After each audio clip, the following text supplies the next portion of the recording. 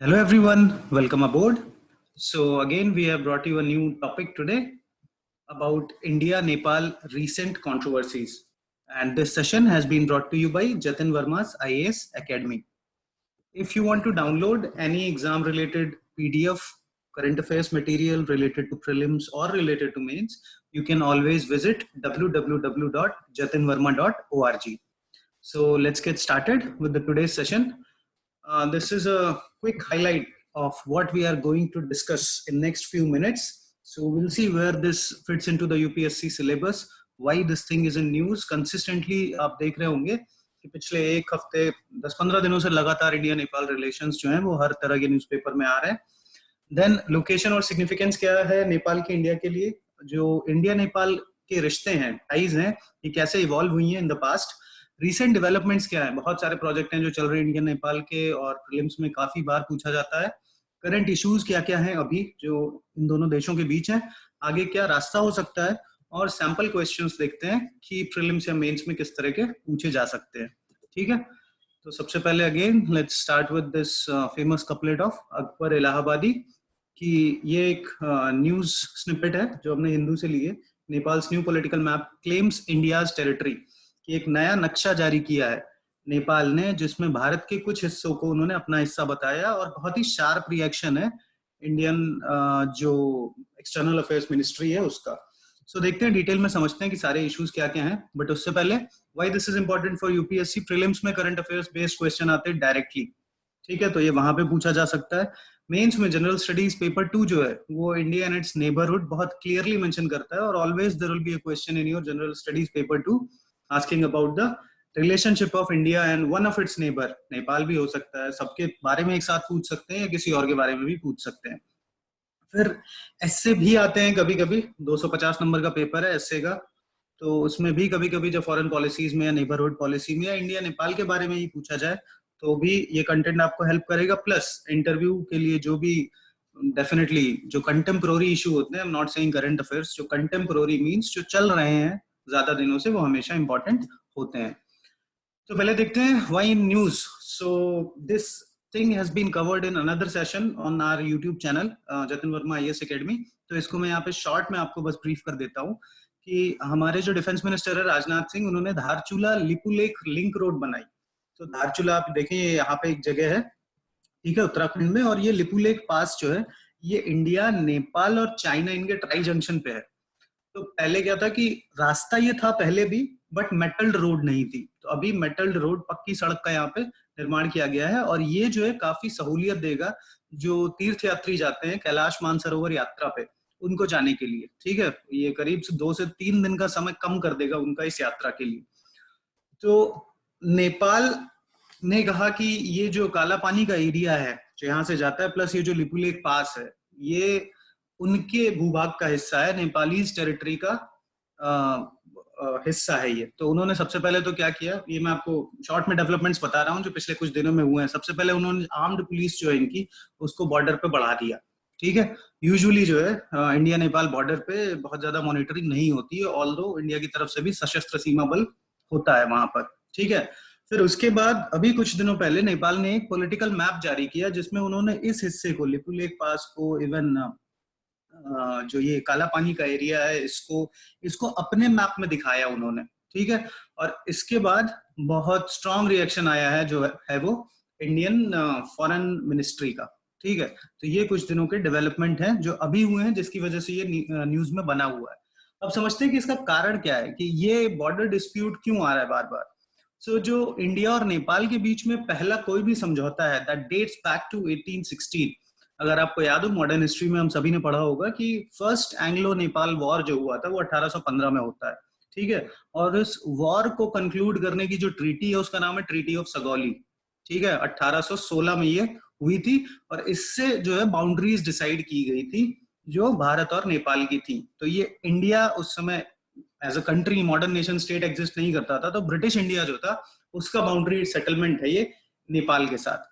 अब इसमें प्रॉब्लम क्या है कि इस बाउंड्री सेटलमेंट में करीब करीब 600 किलोमीटर का जो हिस्सा है वो रिवर्स से डिसाइड किया गया है. फॉर एग्जांपल, आप काला पानी का नाम बार बार सुन रहे हैं, सो जो ट्रीटी ऑफ सगोली है उसमें यही लिखा गया है कि जो महाकाली रिवर है वहां पर काला पानी के पास एक नदी बहती है, हिमालय रेंज से बहुत सारी नदियां निकलती हैं, आप जानते हैं, ज्योग्राफी में आपने देखा होगा, और वो इंडिया में आती हैं। तो वो बाउंड्री है महाकाली रिवर इंडिया और नेपाल की। Now this Mahakali river has shifted its course, कि मान लीजिए कि वो वेस्ट की तरफ या ईस्ट की तरफ वो शिफ्ट होती रहती है, तो उसकी वजह से कुछ एरिया है जो कभी इधर बढ़ता है कभी उधर घटता है। ठीक है, तो ये शिफ्टिंग बाउंड्रीज जो है, इसने करीब करीब 600 किलोमीटर का जो बाउंड्री एरिया है, इसको अभी तक डिस्प्यूट में रखा हुआ है। फिर India Nepal joint technical level boundary committee एक बनाई गई थी, जिसने 98% काम पूरा कर लिया है। मतलब जो टोटल हमारी बाउंड्री है नेपाल के साथ, उसका 98% हिस्सा क्या किसके हिस्से में आना चाहिए, वो सारी मैपिंग और उन हिस्सों का डिवीजन ये सब किया जा चुका है। लेकिन स्टिल ये जो शिफ्टिंग रिवर्स या रिवर बाउंड्रीज हैं, ये अभी क्लैरिफाई नहीं हो पा रही है। ये आपका काला पानी हो, ठीक है, सुस्ता, ये गोरखपुर के पास एक जगह है, मेची और लिम्पियाधुरा, ये सारी जगह उन्हीं जगहों से बिलोंग करती हैं जहां तक अभी भी ये थोड़ा सा हिस्सा जो है बाकी है। तो इस वजह से आप बार बार देखेंगे कि जो डिस्प्यूट है वो इन इलाकों को लेकर के आता रहता है। साथ ही कुछ अदर फैक्टर्स भी हैं जो इस समय, इस प्रेजेंट सिचुएशन में इसको और ज्यादा हवा दे रहे हैं, आप कह सकते हैं। सी अभी थोड़ा पॉलिटिकल टर्मोइल चल रहा है। नेपाल ने जो है कॉन्स्टिट्यूशन, मॉडर्न कॉन्स्टिट्यूशन और नया democratic form of the government अभी कुछ सालों पहले ही इस्तेमाल किया। फिर उनका कॉन्स्टिट्यूशन बनने में भी जो एथनिक डिफरेंसेस थे कुछ कम्युनिटीज में वो आए, ठीक है, मधेशी इशू जो है वो आपने सुना होगा। प्लस अभी भी उनकी सरकार है, उसमें दो फैक्शंस हैं। तो कभी कभी क्या होता है, इंटरनल जो डिस्प्यूट्स हैं उनको सॉल्व करने के लिए आदमी जो है देश को मोबिलाइज करने के लिए किसी दूसरे के खिलाफ खड़ा करने लग जाता है। सो पॉलिटिकल इंस्टेबिलिटी अभी वहां पे ज्यादा है, तो इसलिए भी स्ट्रॉन्ग रिएक्शन आ रहे हैं, कुछ लोगों का कहना है। कुछ लोगों का ये भी कहना है कि जो चाइना फैक्टर है ये भी इसमें काम कर रहा है, कि अभी नेपाल जो है वो बेल्ट एंड रोड इनिशिएटिव का पार्ट हो गया है, उनको इंटरनेट कनेक्टिविटी जो है वो मिल रही है चाइना से। ठीक है, तो ये जो अदर फैक्टर्स हैं ये भी अभी जो प्रेजेंट सिचुएशन है इसमें कंट्रीब्यूट कर रहे हैं। ठीक है, अभी देखते हैं लोकेशन और सिग्निफिकेंस। अगर आप लोकेशन देखेंगे तो आपको समझ में आ जाएगा कि एक्चुअली ये सारा प्रॉब्लम आ क्यों रहा है। तो 5 स्टेट्स हैं जो इंडिया के नेपाल के साथ बाउंड्री बनाते हैं। तो पहले तो ये आपका एक क्वेश्चन हो सकता है प्रीलिम्स में। तो यहाँ पे देखिए उत्तराखंड, उत्तर प्रदेश, बिहार, ये छोटा सा हिस्सा वेस्ट बंगाल का, और ऊपर अगर आप देखेंगे सिक्किम का। सो ये सारे जो 5 स्टेट्स हैं इंडिया के, ये बाउंड्री शेयर करते हैं नेपाल के साथ। और नेपाल के इस तरफ आप देखेंगे तो ये तिब्बत रीजन है चाइना का। तो ये एक लैंड लॉक्ड कंट्री है। ठीक है, बॉर्डर डिस्प्यूट मैंने आपको पहले ही बताया कि पहले तो ये ब्रिटिश बॉर्डर सेटलमेंट था, और उसके बाद कुछ नदियां हैं इसका हिस्सा। तो जो नदियां अपनी बाउंड्रीज, हिमालयन रिवर स्पेशली जो है अपनी बाउंड्री शिफ्ट करती रहती हैं। ठीक है, ये कंसेप्चुअल क्वेश्चन हो सकता है ज्योग्राफी का। Tell us in the comment section कि क्यों हिमालयन रिवर्स जो है ना वो बाउंड्री अपनी क्यों शिफ्ट करती हैं बार बार। आप यहाँ पे कोसी जानते हैं जिसको बिहार का शोक कहा जाता है। तो क्या कारण है कि ये नदियां जो है बार बार अपना कोर्स शिफ्ट करती रहती हैं। खैर, लौट कर इंडिया नेपाल पर आते हैं। सो बॉर्डर डिस्प्यूट से ये लैंड लॉक्ड कंट्री है, तो ये पूरी तरह डिपेंडेंट है, इसके पास कोई सी पोर्ट का एक्सेस नहीं है। ठीक है, तो सारा इसका जो व्यापार है, इनके यहाँ जो इंपोर्ट है इनका या जो एक्सपोर्ट है, वो सब अभी तक इंडिया के जरिए ही होता था। Majorly 2/3 of its trade happens through India. Total जो इनकी एनर्जी सिक्योरिटी है वो इंडिया के ऊपर रिलाई करती है। ठीक है, और अब लेकिन धीरे धीरे, जैसा मैंने आपको बताया, चाइनीज फैक्टर भी इन्वॉल्व है। तो अभी बेल्ट एंड रोड इनिशिएटिव का जब नेपाल पार्ट हुआ है तो चाइना ने अपने 4 पोर्ट्स का एक्सेस दिया है नेपालीज को। प्लस पहले फॉर देयर टेलीकम्युनिकेशन कनेक्टिविटी वो टोटली इंडिया पर रिलाई करते थे, बट अभी Nepal has given them the internet connectivity. तो अभी ऐसा नहीं है कि अगर इंडिया जो है इंटरनेट कनेक्शन बंद कर देगा तो उनको ये जो है फैसिलिटी एक्सेस नहीं हो पाएगी। हमारे लिए क्यों सिग्निफिकेंट है, आप देखिए, आपके बगल आपका कोई भी जो नेबर है उसका स्टेबल होना, उसके यहाँ पीस होना आपके लिए बहुत जरूरी है। तो अगर मान लीजिए कि ये किसी भी foreign country, for example China को अपने यहाँ बेस दे दे, मिलिट्री बेस बनाने के लिए, तो आपकी सिक्योरिटी कॉम्प्रोमाइज हो जाएगी। ठीक है, इसकी जमीन का इस्तेमाल अगर किसी भी जो एनिमी कंट्री है उसके द्वारा किया जाएगा तो भारत के लिए वो अच्छी बात नहीं होगी। तो हमारे लिए भी बहुत सिग्निफिकेंस रखता है नेपाल। प्लस नेपालीज के लिए इंडिया बहुत सिग्निफिकेंट रखता है, क्योंकि ये लैंड लॉक्ड है, इधर हिमालय है, जाना मुश्किल होता है, और यहाँ पे थोड़ा मैदानी इलाका है, तो यहाँ पे ट्रेड, इंपोर्ट, एक्सपोर्ट बहुत ईजी होता है। प्लस रोटी बेटी का रिश्ता जिसको कहते हैं, मींस बहुत क्लोज टाइज है यहाँ पे जो इस रीजन में लोग रहते हैं, तराई इलाके में। ठीक है, तो ये क्रॉस बॉर्डर मूवमेंट होता है। आप you can find people from Nepal in working in India, a lot of places. Lot of Indian people have invested their money in Nepal. बहुत सारे लोग हैं जो वहाँ पे अपना काम करते हैं. जो इंडियन करेंसी है वो भी नेपाल में चलती है. ठीक है, तो हमारे लिए भी नेपाल बहुत सिग्निफिकेंट है, प्लस नेपाल के लिए भी इंडिया बहुत सिग्निफिकेंट है. अब देखते हैं कि ये टाइज जो है हमारे और नेपाल के बीच में ये कैसे इवॉल्व हुई है धीरे धीरे.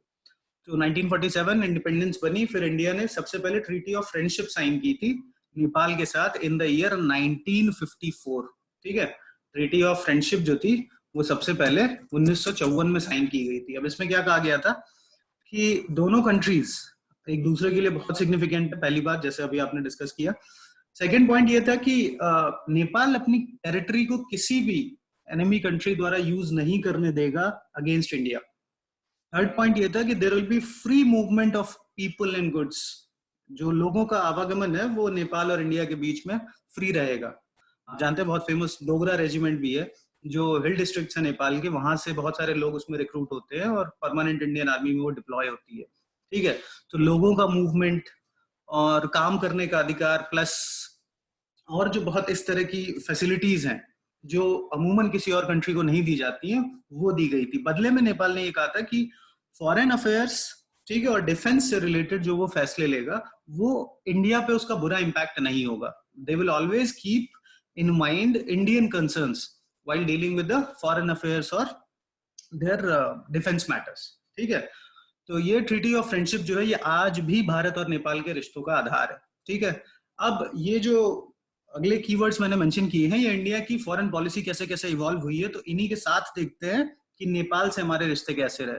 ट्रीटी ऑफ फ्रेंडशिप इनके साथ साइन हुई, उस समय वो दौर था जब इंडिया ने पंचशील एग्रीमेंट बनाया था. Panchsheel was the cornerstone of Indian diplomacy, जिसमें पीसफुल म्यूचुअल कोएग्जिस्टेंस के 5 प्रिंसिपल बनाए गए थे. तो इंडिया चाइना के लिए भी इसको अप्लाई किया गया था, इंडिया नेपाल के लिए भी इसको अप्लाई किया गया था. ठीक है, कि हम एक दूसरे के मामलों में, आंतरिक मामलों में दखल नहीं देंगे. We will respect the sovereignty of each other, और बायलैटरल जो डायलॉग है उससे हम कोई भी कंफ्लिक्ट होगा तो उसको संभालने की कोशिश करेंगे. फिर 60s के बाद आप जानते हैं कोल्ड वॉर बहुत प्रोमिनेंट हो गया था वर्ल्ड पॉलिटिक्स में. तो इसमें यूएस और रशिया ये 2 पावर ब्लॉक बन गए थे. उस समय हमारी पॉलिसी जो थी नैम की थी, नॉन अलाइंड मूवमेंट की. हम किसी पावर ब्लॉक का हिस्सा नहीं बनेंगे. नेपाल और बाकी कंट्रीज के साथ हमारे रिश्ते जो थे वो पहले की तरह ही रहे, क्योंकि वो भी किसी पावर ब्लॉक का हिस्सा नहीं थे. फिर आगे आते हैं गुजराल डॉक्ट्राइन. 1990s में जब ये खत्म हो गया कोल्ड वॉर, अब इसके बाद से इंडिया ने दोबारा इंटरेस्ट लेना शुरू किया. और गुजराल डॉक्ट्राइन जो थी इसमें भी 5 प्रिंसिपल थे.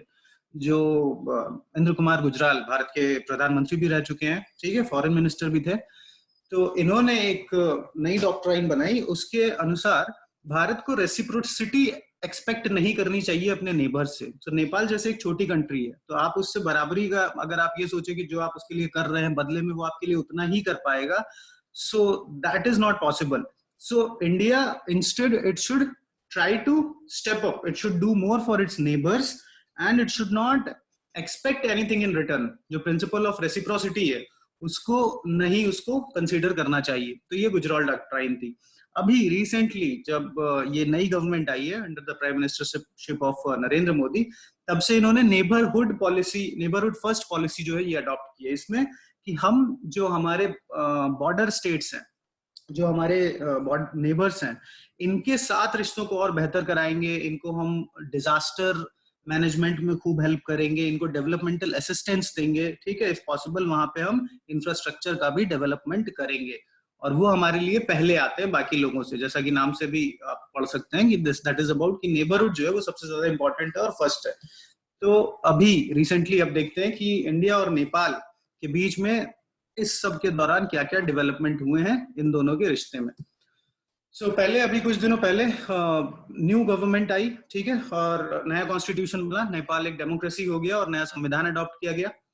अब इस संविधान को अडॉप्ट करने के बाद वहां के जो एथनिक इश्यूज थे, उसमें कुछ लोग हैं जो मैदान पे रहने वाले लोग हैं जिनको मधेसीज कहा जाता है, उनकी कुछ मांगे पूरी नहीं हो पाई थी. तो उनके खिलाफ जो भी एक्शन लिए गए, उनकी मांगे एकोमोडेट नहीं की गई.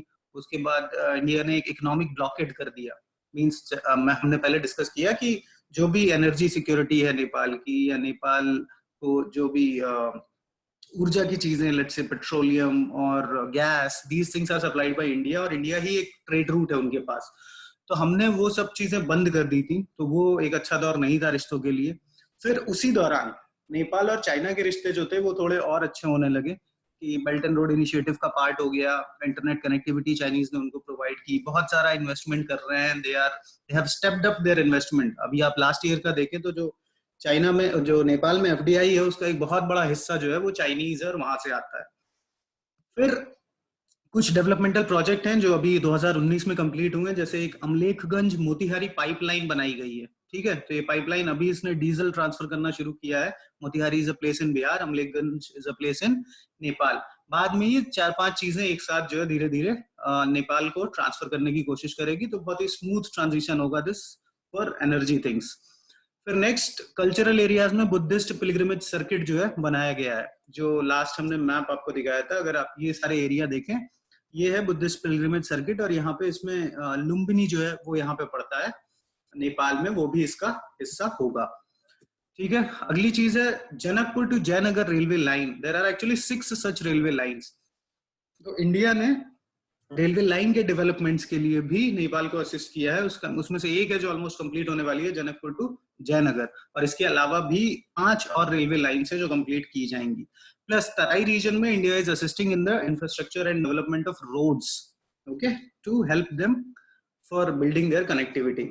नेक्स्ट है हाइड्रो पावर प्रोजेक्ट जो अभी उनके यहाँ चल रहा है, दैट इज अरुण 3। अरुण जो है ये रिवर है, please tell me in the comment section कि अरुण जब इंडिया में आती है तो ये किस नाम से जानी जाती है। एक बहुत मेजर रिवर है नॉर्थ इंडिया की, ये उसी की शुरुआत होती है इस नदी से, ठीक है। फिर डिफेंस एक्सरसाइज है, सूर्य किरण होती है भारत और नेपाल के बीच ऑन एनुअल बेसिस। फिर इंटीग्रेटेड चेक पोस्ट का निर्माण किया जा रहा है भारत और नेपाल के बीच में, तो इन 4 जगहों पर बननी है, और इसमें से 2 जगह विराटनगर और बीरगंज पूरी हो चुकी है। ये भैरावा एंड ये नेपालगंज में अभी भी बाकी है। तो ये 4 जो है इंटीग्रेटेड चेक पोस्ट का डेवलपमेंट हो रहा है भारत और नेपाल के बीच में। इसके साथ ही साथ 4th बिम्स्टेक जो हुई थी लास्ट, वो काठमांडू में ही हुई थी। तो सार्क, जैसा कि आपको पता है कि जो साउथ एशियन नेशंस हैं, इनका एग्रीमेंट है, इनका ग्रुप है, but because of this India Pakistan conflict इसमें बहुत कंटिन्यूअस डेवलपमेंट नहीं हो पाता है। तो पाकिस्तान को छोड़ के बाकी लोगों को लेकर इंडिया ने बिम्स्टेक बनाया है, उसमें भी भारत और नेपाल पार्टनर्स हैं और ये उसमें कंट्रीब्यूट करते रहते हैं, ठीक है। अब इश्यूज एंड चैलेंजेस क्या बचते हैं ऑन एन एवरेज, तो बॉर्डर डिस्प्यूट है फर्स्ट थिंग, कि इसको सेटल करना बहुत जरूरी है। जो हमने डिस्कस किया कि जो टेक्निकल वर्किंग ग्रुप बनाया गया है, 98% काम पूरा हो चुका है, सिर्फ ये कुछ हिस्से जिसमें अभी इतना सारा केओस चल रहा है, इन हिस्सों को रिजॉल्व करने की जरूरत है। फिर नेपाल या और भी जो नेबर्स हैं लाइक श्रीलंका और भूटान, ये इंडिया को बिग ब्रदर वाले एटीट्यूड के लिए कभी कभी जो है कोट करते हैं। तो बिग ब्रदर एटीट्यूड कुछ नहीं है, इट्स लाइक कि वो India tries to influence their policies, ठीक है, that is called big brother attitude in the international relations, ठीक है। प्लस चाइना कार्ड है कि ये जो बैलेंसिंग है between relations between India and China, इसको ये मतलब कभी हमारे यहाँ बहुत क्रिटिसाइज की जाती है कि वो उनकी तरफ ज्यादा बेंड हो रहे हैं, तो आगे they might use it. China use debt trap mechanism for influencing neighbours, आप जानते हैं वो वही काम श्रीलंका के साथ कर रहे हैं, म्यांमार के साथ कर रहे हैं, पाकिस्तान के साथ सीपेक बना रहे हैं। श्रीलंका में उन्होंने हम्बनटोटा पोर्ट बनाया है, बांग्लादेश में उन्होंने चिटगांव पोर्ट डेवलप किया है, और अभी रेलवे लाइन के डेवलपमेंट के लिए और इंफ्रास्ट्रक्चर प्रोजेक्ट के लिए नेपाल को उन्होंने बेल्ट एंड रोड इनिशिएटिव का पार्ट बनाया। That is another issue between India and Nepal relations. ये जो इसको चाइना कार्ड कहा जाता है, कि जैसे जब इंडिया को उन्हें कुछ लेवरेज लेना होता है हिंदुस्तान से, तो वो चाइना की तरफ झुकने की कोशिश करते हैं, और फिर ये एक्सपेक्टेड होता है कि India will come after them, ठीक है। फिर मधेशी इश्यूज जो मैंने आपको बताया, ये जो मैदानी हिस्सों में रहने वाले लोग हैं एथनिसिटी के, ये क्रॉस बॉर्डर इनका मूवमेंट होता है, इनके ये दोनों तरफ हैं, इंडियन बॉर्डर पे भी जो तराई का इलाका है और नेपाली साइड पे भी, तो इनको जो प्रॉपर राइट्स मिले, जिसकी वजह से इकोनॉमिक ब्लॉकेड हुआ था, that is another issue. And another issue which has been cited by these some small neighbour countries of India is delay in the developmental projects. So project हैं बहुत दिनों से चल रहे हैं लेकिन पूरे नहीं हो पा रहे हैं।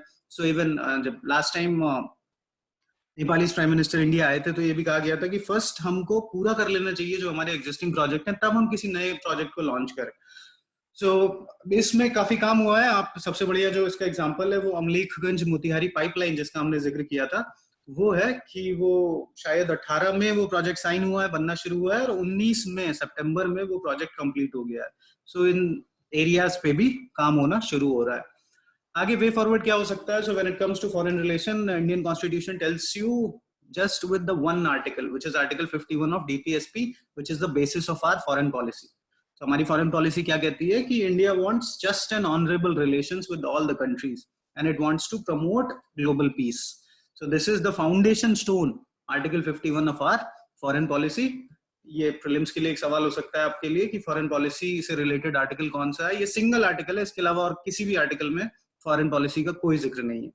So peaceful neighborhood चाहिए, that is our requirement. We don't want too much of turmoil, और हम किसी enemy country के military bases भी नहीं चाहते उस country में.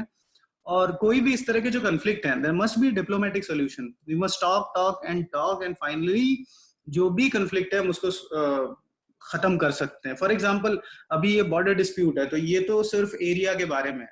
बांग्लादेश के साथ हमने लैंड बाउंड्री एग्रीमेंट किया है, कॉन्स्टिट्यूशनल अमेंडमेंट एक्ट 100, 100वां कॉन्स्टिट्यूशनल अमेंडमेंट जो है लैंड बाउंड्री एग्रीमेंट से. तो यहाँ पे तो और भी खराब स्थिति थी कि बाउंड्री के उस तरफ कुछ इंडियन इनक्लेव्स थी बांग्लादेश में और बाउंड्री के इस तरफ कुछ बांग्लादेशी इनक्लेव्स थी इंडिया में. तो ये बहुत ही कॉम्प्लिकेटेड प्रोसेस था, लेकिन हम इसका डिप्लोमेटिक सॉल्यूशन खोज ले गए. So why not we can find a diplomatic solution to the border issues of India and Nepal.